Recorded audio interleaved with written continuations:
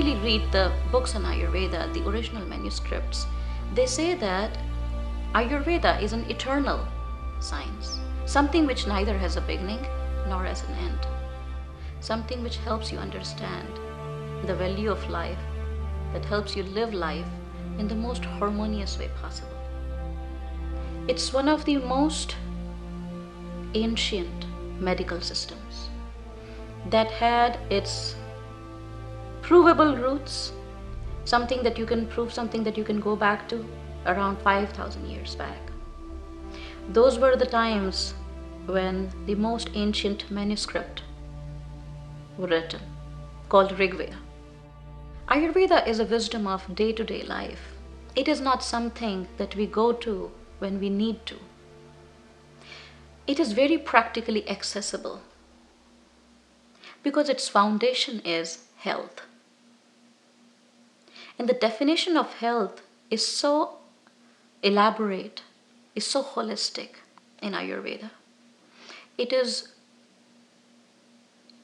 in the foods that you choose. It is in the colors that you choose to wear. It is in how you arrange your life. It's how you arrange your furniture. It's how you arrange every single thing that is a part of your life, both within and outside. But the simplest of the ways that we can access it is through our lifestyle and diet. The basic foundation of Ayurveda is based on 5 elements: earth, water, fire, air, and ether. And these 5 elements and their interplay, their dance, their rhythm, their combination, their ratio, that is what comprises each and every fragment of this universe.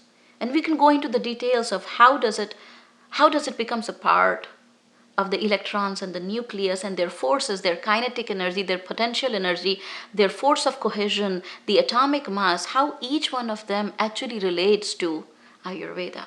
But if we understand this, we also understand that every food item that we eat is basically nothing but a fragment, or its basic structure is these 5 elements, and so is ours.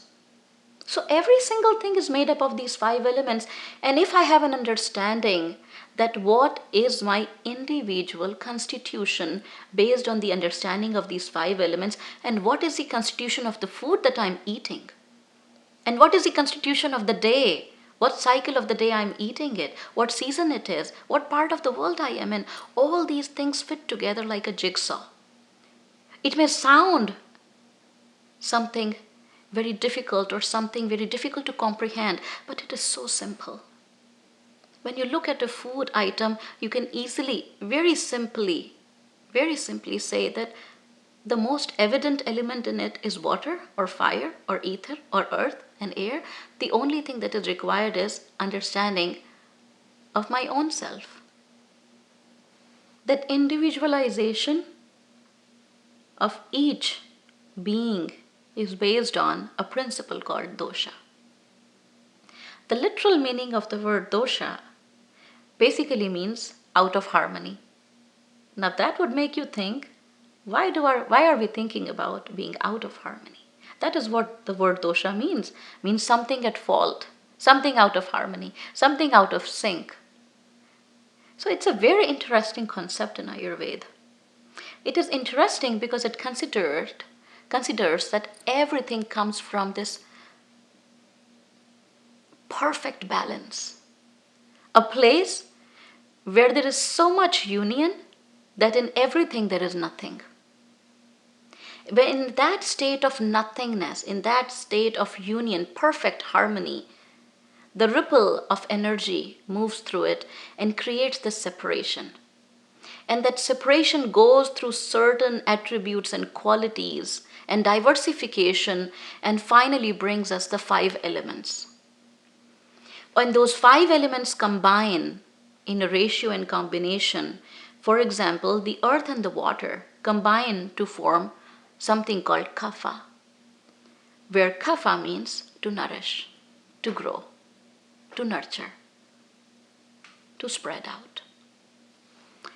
And the water and the fire combine to form pitta, where pitta means to cook, to metabolize, the passion, the focus, the concentration, the sharpness, the intelligence, the fire.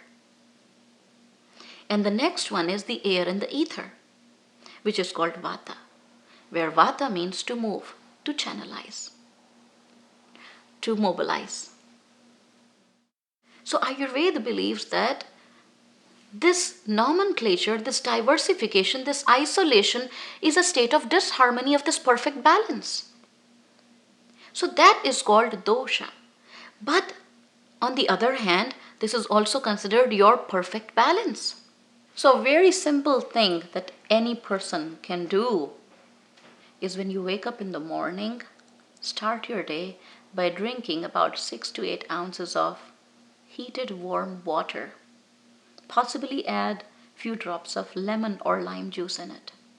That first glass of water in Ayurveda is called drinking the nectar. This is a tongue scraper and it's made up of copper. What it does is it scrapes the toxins that come from the tongue, over the tongue. Now, the toxins that come on the surface of the tongue are the microtoxins that cannot be further broken down by the action of liver. So the whole body gives up. It says that I cannot process it any further. And because of the gravity, how we sleep, they slowly travel up through the food pipe on the tongue. Because the body says, I cannot metabolize it any further. I cannot push it out through defecation, urination, sweating in any possible ways. Take them out for me. And this is also a very simple test for any person to see how are they doing with their diet. When you wake up in the morning, don't just clean your tongue. Open up your mouth and watch your tongue. Don't just clean your teeth. And observe, do you see any yellow accumulation? Do you see any white accumulation? Do you see any green accumulation?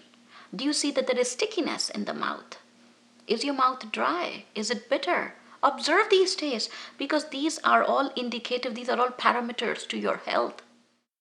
And this is the clarified butter, ghee. This substance, this clarified butter, is considered one of the finest things that you can give to your digestive system to activate your digestive fire. This is the simplest thing that you can do to balance the air element in your body. This is the simplest thing that you can do to clean the water and the earth element out of your body. Very simple 3 things, accessible to anyone, everyone, and very practical to do.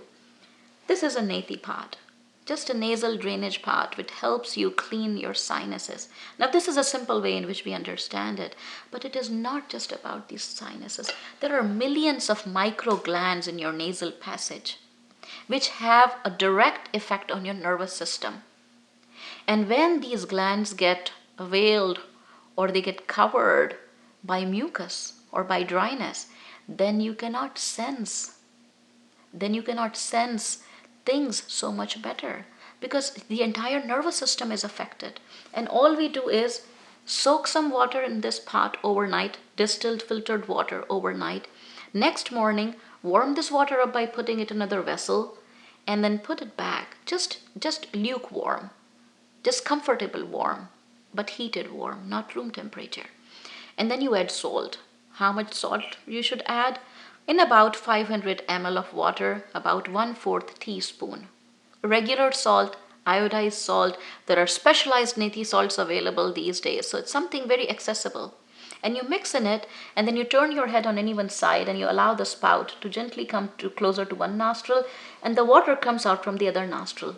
When it comes out from the other nostril, because it's saline, it's salty water, through reverse osmosis, it pulls out the toxins from the inner mucosa and it cleanses the sinuses.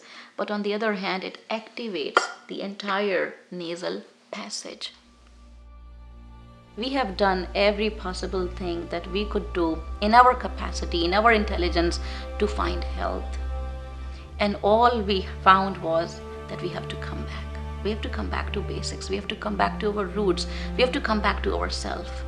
That is the only way we can find solution. And that is what I feel that people are realizing. No matter, it has nothing to do with West or East. It has to do with human beings. That no matter where we are, we have to choose the path back home. We have to choose the path back to ourselves. Nothing has the greatest power to heal but yourself. Connect to yourself. Connect to your mind. Listen. Open up your eyes. Namaste.